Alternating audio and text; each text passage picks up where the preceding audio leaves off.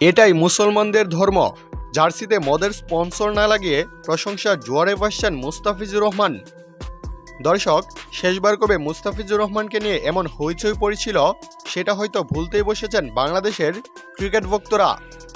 বিগত 2টা বছর দেশের ক্রিকেটে একেবারে সাদামাটা একটা নাম ছিলেন মুস্তাফিজুর রহমান। অবশেষে চেন্নাইয়ের হয়ে অভিষেকে 4 উইকেট নিয়ে জয়ের নায়ক হন দ্য কাটার মাস্টার।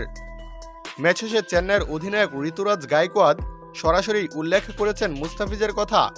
তিনি বলেন, শুরুর 2-3 ওভার এলোমেলো হলেও পরে খেলা আমাদের নিয়ন্ত্রণে আসে। বিশেষ করে মুস্তাফিজের ওভার থেকে আমরা দারুণভাবে ঘুরে দাঁড়াতে পেরেছি। সত্য বলতে তার হাত ধরেই ম্যাচের টার্নিং পয়েন্ট এসেছে। তবে এদিন মুস্তাফিজের এমন পারফরমেন্সের পাশাপাশি নজরে এসেছে তার জার্সিতেও। চেন্নাইয়ের হলুদ জার্সির বাম হাতে 2টি স্টিকার থাকলেও মুস্তাফিজের জার্সিতে ছিল কেবলমাত্র একটি। আইপিএলের নিজস্ব লোগোর উপরে এসএনজি গ্রুপের স্পন্সর স্টিকার না লাগিয়েই মাঠে নেমেছেন দ্য কাটার মাস্টার।